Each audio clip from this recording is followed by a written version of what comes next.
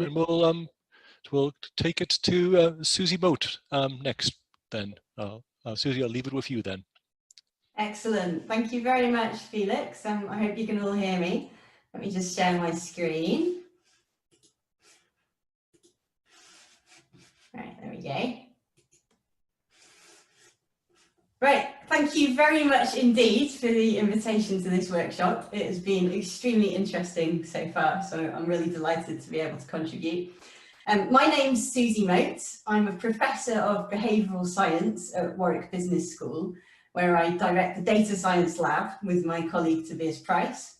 And I'm also a Fellow of the Alan Turing Institute, which is the UK's National Institute for Data Science and AI.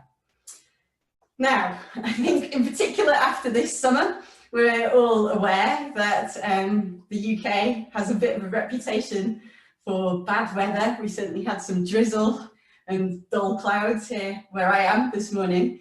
So maybe it's a good moment to think about the fact that partially thanks to this bad weather, we've got some really beautiful locations and landscapes here in the UK.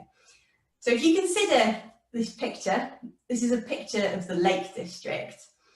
Now, I grew up not too far from the Lake District, and I used to love spending time there because being in this beautiful place used to make me feel better. Now up there in the top right-hand corner, that's Chanuki Sarasinya. Chanuki recently finished a PhD in our data science lab. But before Chanuki became a researcher, she used to run her own design studio. So she also has a really good feeling for how the way things look can impact upon our everyday life. So Chanuki, Tobias and I, we were looking at photos like this, and we were looking at the huge numbers of photos that you can now find online. And we were wondering, is there not some way that we can tap into this data to try and get a more quantitative understanding of the relationship between the way places look and how we all feel? Now, we were, to start with, particularly interested in health, how healthy we feel. But, you know, the cold truth of the matter is we don't tend to all spend our time on holiday in the Lake District. And so we thought the more important question is what the relationship might be between the way places look and how healthy people are in the places that they live. Now, thanks to the Office for National Statistics, we've got quite a lot of data on how healthy people feel. So, for example, in the census, there's a question only every 10 years, of course, but there's a question in there which asks people to report on how healthy they feel, all the way from very bad to very good. Now, you will realise, unfortunately, even outside times of coronavirus, older people tend to report that their health is worse. In fact, men tend to report that their health is worse as well. And so before we work with this data, we need to take into account how many people who are older or who are male live in different areas. But once we've factored that in, we can look at this health data, we can plot it, and it looks like this. So dark greener areas, lighter areas are areas where people reported worse health. And the blue areas, the darker areas, are places where people reported better health. You can see pretty quickly there's some lighter areas in places such as London, towards Birmingham. So basically around our big cities, we are seeing a bit of a pattern that people report their health to be worse. So how could we get data on how attractive places were, how scenic they looked at this sort of scale? And the answer to this thankfully came to us in the shape of a game called Scenic or Not, which was made by an organisation called My Society back in 2009. And I'm very happy to say it now lives in our data science lab at Warwick. So Scenic or Not shows you photos like this. And these photos in turn come from a game called Geograph. So people get points on Geograph for uploading photographs in as many kilometre squares of Great Britain as they can. And Scenic or Not shows you a photograph like this, and you can rate it. So if you think it's very beautiful, very scenic, then you can give it 10. If you think it doesn't look so good, you can give it 1, or you can pick something in between. And so on the back of Scenic or Not and Geograph, we have over 1.5 million ratings for over 200,000 locations across Great Britain. And so we can plot this data for England as well. And it looks like this. So here, the darker areas, the more purple areas, are areas that people rated as more scenic. And the lighter, bluer areas are the areas that people rated as less scenic. So up there in the north, we've got a nice dark purple area, so it's the Lake District, everybody agreeing with me. And down in the south, you can see Cornwall coming through as well. But you can also see London, for example, and you can spot a few other cities in there. The ratings get lighter, so they're not doing as well as the Lake District and Cornwall. So what we wondered is, well, what would happen if we put these data sets together? And what we found was that people who lived in more scenic locations reported their health to be better. Now, if you've been looking at these maps, in particular at a workshop like this, I would indeed hope that you are now thinking to yourself, well, is there not a massive confound here? I mean, this is very straightforward. Obviously, we've just pointed out there's, you know, in cities, people aren't reporting their health to be as good. In cities, the places aren't being as reported to be as scenic. You know, maybe it's just about whether people live in the country or live in cities. So we did wonder this as well. So we split England into urban, suburban and rural areas, and we looked at whether this relationship held in these groups of areas on their own. And we found it did. So for example, if you just look in urban areas, even though you won't find, you know, photos that are getting the same kinds of ratings as beautiful mountain vistas, you still find that people who live in areas where the Scenic or Not users have rated the photographs to be more attractive, report their health to be better. Now, even with that out of the way, you might say, well, yes, but even so, in cities, who's going to be living in the more attractive areas? I mean, if somebody's got more money, they may well draw on that to try and live in a more attractive area. Well, again, thankfully, that's, you know, income is something that we do have a fair amount of data on, and other perhaps relevant social characteristics. So here we looked at the indices of deprivation, including income deprivation, and looked at whether that would help explain the relationship that we're seeing. And while it is of course true that people who have greater problems with their income tend to report themselves to be less healthy, our modelling showed that it wasn't enough to explain the relationship we saw here. Another thing you might still wonder, even with these two things out of the way, is, well, you know, if you look at this picture of the Lake District, you might agree with me that it looks very scenic, but it'd be pretty difficult to deny that it's also pretty green. So you might wonder, have we not just found a really complicated way of measuring whether a place is green or not? Now, as many of you will realise, green space is something that we've had data on for much longer, and partially because it's easier to get measurements of from aerial imagery than the aesthetics of the environment are. And so we can take data on green space and we can plot that too. So if you look at this map, for example, if you look towards the north, you'll see that the Lake District is not only very scenic, it's also very green, not entirely surprising. London, again, not rated as, it's not as green in the green space data. So there's some similarities to the scenic data here, but if we put the maps next to each other, you can see they're not exactly the same. So for example, if you look towards the very east of England, you'll find places that are rated, that are measured as having more green space, but are not rated as highly in terms of how scenic they are. So given that people have thought about green space and health in the past, but we wanted to know, well, you know, to what extent could data on green space help explain our results? Does data on how scenic a place is really add anything to this discussion? And so what we did is we built 3 different models. So we built one model where we used data on green space to try and explain the data on how healthy people reported themselves to be, and also, you know, with income variables, etc. in there too. Another model which didn't have the green space data, but instead had the scenic measurements in there, the scenic ratings. And a third model where we had the data on green space and on the measurements of how scenic a place was. And what we found was very little support for the idea that you can afford to throw out these measurements of how scenic a place is if you really want to get the best possible understanding of how healthy people feel.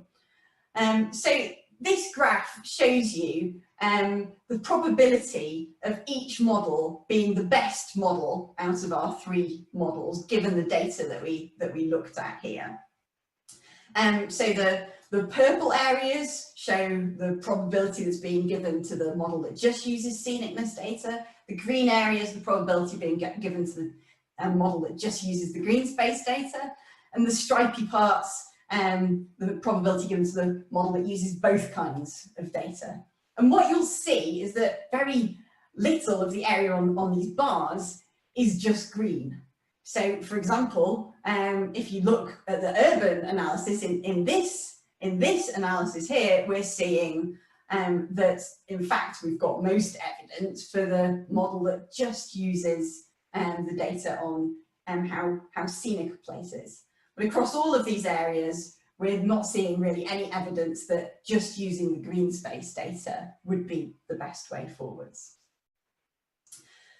So we were, as you might imagine, quite excited to find some quantitative evidence that there was a relationship between how healthy people reported themselves to be and how attractive the environment was. But it would, unfortunately, to my disappointment, be going a bit too far to try and suggest to you that we've got evidence that living in an attractive environment really caused your health to be better. So we can't say we've got evidence of a causal relationship here yet. So why is that? Well, it's because really under the bonnet, what we still have here is a correlation. It's a very careful correlation, a model that's built trying to take spatial characteristics of the data into account, trying to rule out other confounds, those that I explained to you, some others as well, pollution, for example. But it doesn't, for example, allow us to rule out a few other possibilities, such as, you know, maybe people who feel healthier decide one day to move to an environment that's more attractive. So there's some questions like this we still need to answer, and that's something we're working on at the moment. But even if we had got to a point where we thought we could say, you know, we can show that living in an environment that is rated as more attractive is causing people to be healthier, there'd still be some questions to answer. In particular, why? Why might that be the case? So one possibility might be that, you know, living in a more attractive environment might make people more likely to go out and do some exercise. Another possibility might be that living in a more attractive environment might make people feel happier, like I did in the Lake District. And, you know, moving on to happiness, well, happiness is an interesting data topic in itself, because again, it's something which has traditionally been challenging to measure.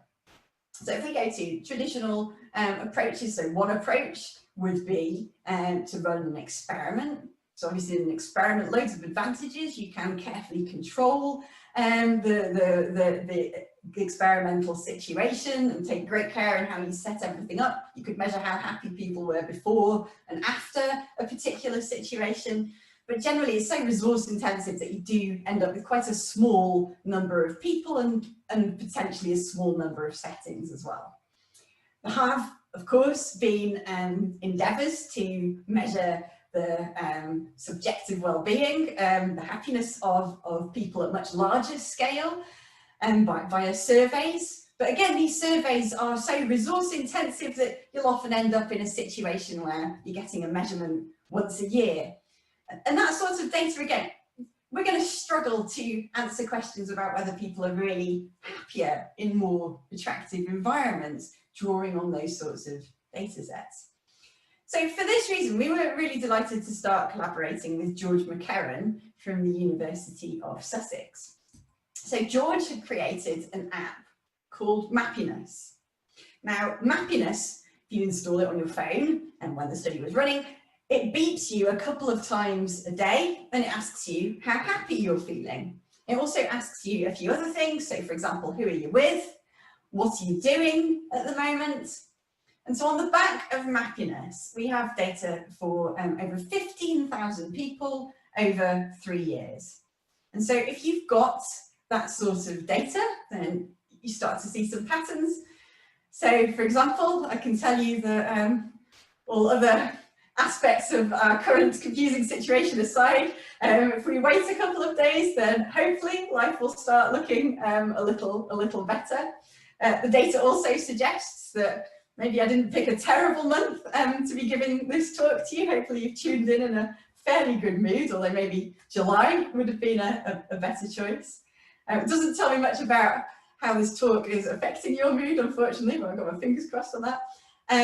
But so, you know, jokes and patterns aside, we can also ask some more important questions, for example, around the relationship of how an environment looks and how happy we feel. So if we put the data from Scenic or Not and Mappiness together, we can ask, do people really feel happier when they're in more scenic environments? And we find, if you look at Mappiness users, then yes, they do. We find if we model the expected difference in happiness between when somebody's in one of the least scenic areas and one of the most scenic areas, then we see a jump in happiness that is somewhat comparable to the kind of jump that you might see if somebody was, for example, listening to music, if somebody was talking, chatting or socializing. And you see that this is taking into account in the model other things that might be affecting happiness levels, such as whether somebody's in a natural habitat and whether they're in a green environment, whether it's an urban, rural or suburban environment too. You can see also that, for example, travelling and commuting has almost the inverse effect. So I suppose reflects one of the few positives of the weird few months we've all just been living through. So this shows you the results if you look at all areas. We did also wonder, would this hold if we looked just at built-up urban areas where many people tend to live, and the results look very similar. If you're interested, you can look at the paper and you can see a similar graph there. So there are many interesting conversations to be had about, for example, the nature of Mappiness users. Is there any reason we should be concerned about the fact that everybody was an iPhone user, for example?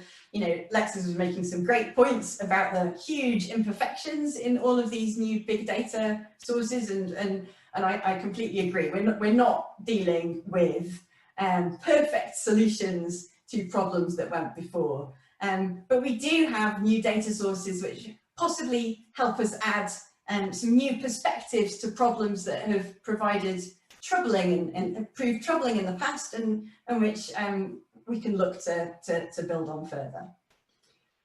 So we had evidence that people were reporting themselves to be happier in areas that had been rated as more scenic.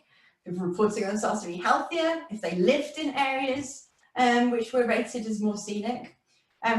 So we were delighted to talk to planners about these results, and they said, well, that's very interesting, but what makes a place more scenic? And you can imagine many planners, they're building things in more built up areas, so they were interested in built up urban areas.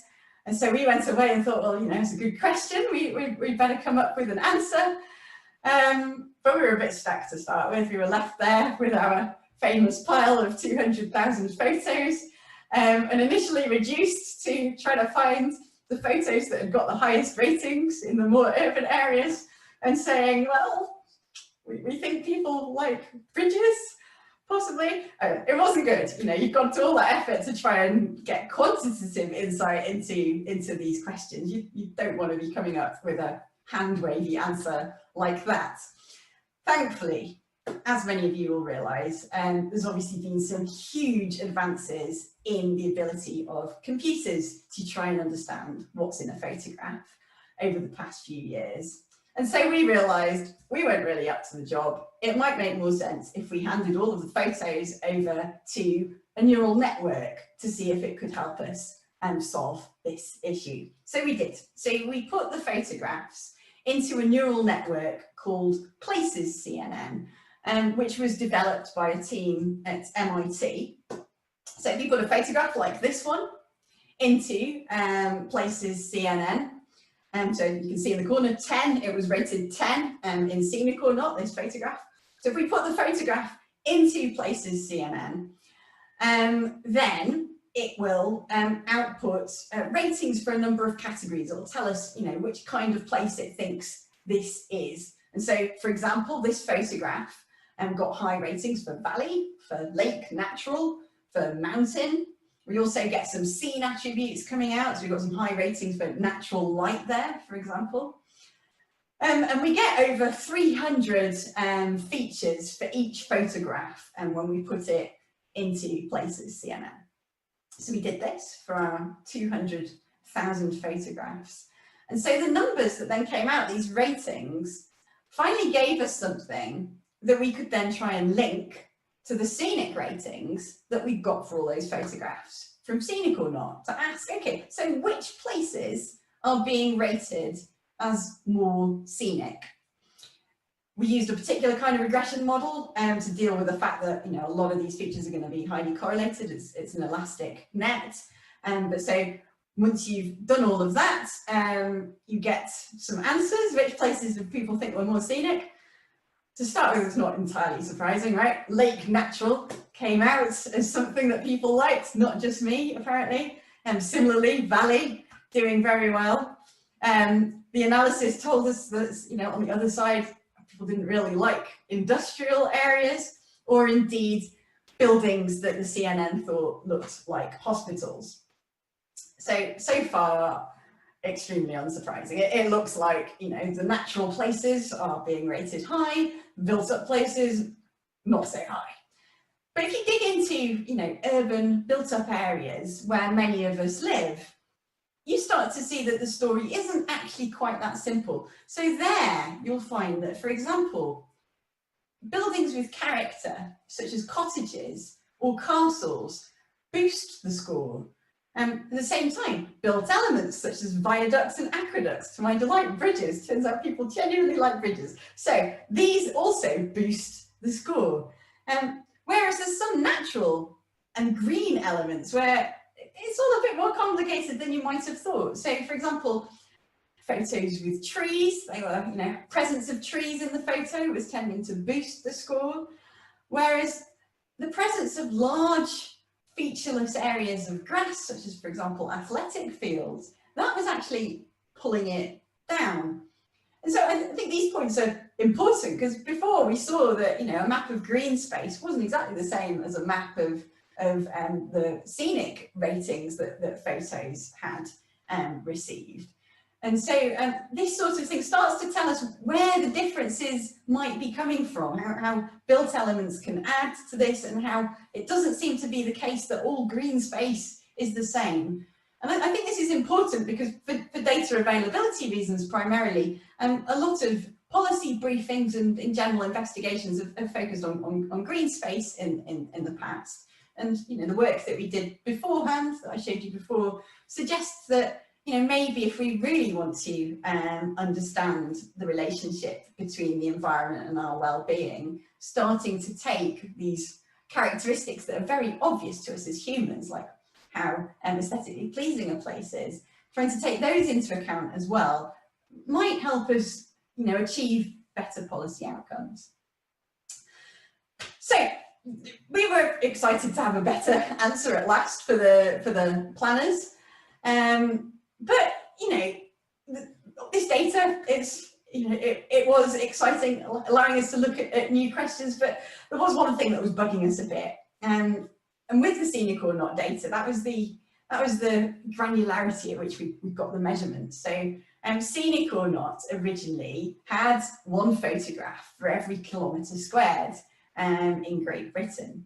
And so we had a measurement for every kilometre squared. Again, gives us more data than we might have had before on aesthetics. But if you think of places where we live, cities, etc., the appearance of a place can change quite a lot within that kilometre squared.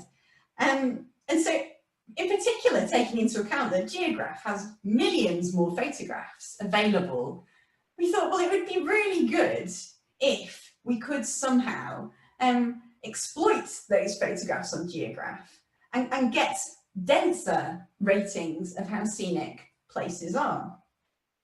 So given that we've got a neural network that could tell us what was in a photograph, we thought, well, rather than just getting loads more people to rate the photographs, could we get the neural network to do it for us? And the answer is we could. So what we did is we took Places CNN and we used a technique called transfer learning. So basically what we did was said, you've done very well learning everything you've learned so far, but stop trying to tell us what's in a picture and look at all this scenic data we've got and try to learn now the relationship between a photograph and how scenic it is. So we trained it on the scenic or not data. And let me give you an example of the kind of output that you can get, which correlates quite well when we test it with the data from scenic or not. Of course, splitting our data into training and testing sets, etc.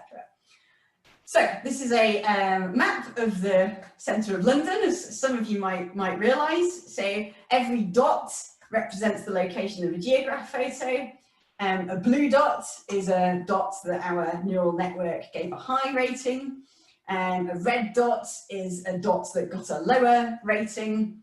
And if you look at this map, well, you can see for a start, network's drawn blue dots all over the parks, seems to like the parks. And indeed, if we ask the network, can you show us the top 5% locations according to your rating in London, then it does pick out obvious green places like Hampstead Heath.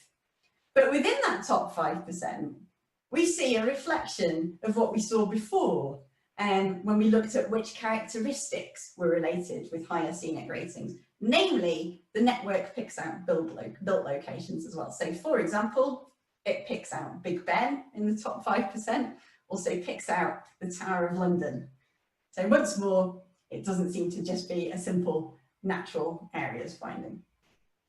So what have we seen overall? So on the back of this neural network analysis, we have again started to see that scenic areas appear not just to be green areas, scenic areas appear not just to be natural areas, but our previous studies do seem to have provided some evidence that scenic areas might also not just be a nice to have. It looks like there is a link with things that really matter to us, in particular our health and happiness. Thank you very much.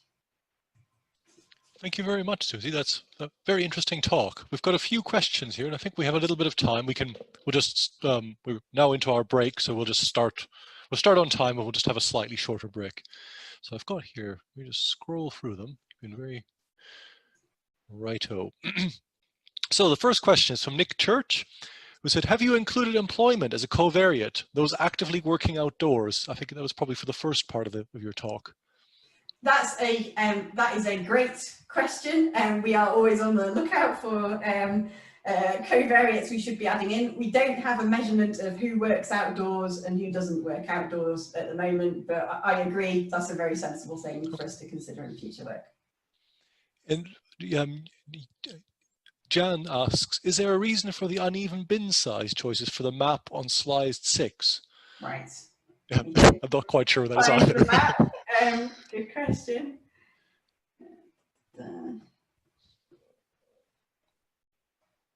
I think it's just, if my memory serves me correctly, it was just Jenks breaks. It was just the nature of the breaks that we use in plotting the map. Obviously, as I think probably everybody on this call knows, if you choose different breaks, the map will look a little different, but Sure. It seemed like the most informative approach to us. Okay.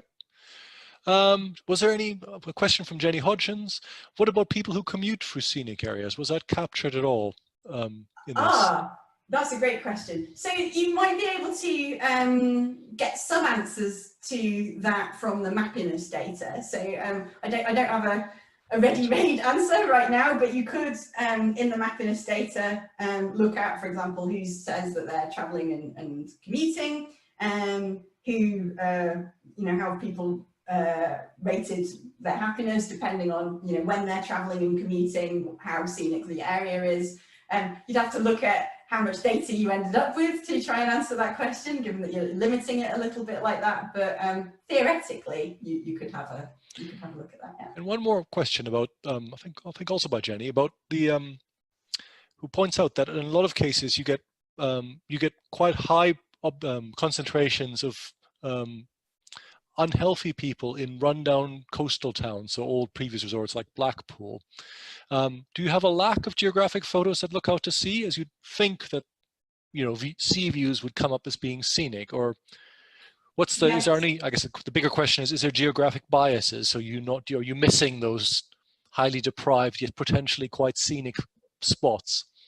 So that's an excellent question. The sea does come out as scenic. I have seen plenty of coastal photographs in Geograph, and I wasn't aware that there was a lack of coastal photographs in there, proportionate to other things that you could look at. Again, if anybody's worked with the Geograph data and they think that there's a reason to be concerned about that's an interesting point, and we'll have a look. But from all the work I've done with it so far, I wasn't aware that was something we should be concerned about.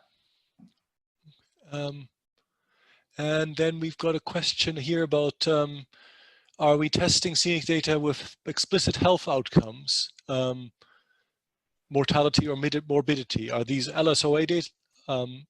Are these the LSOA level data that can be accessed?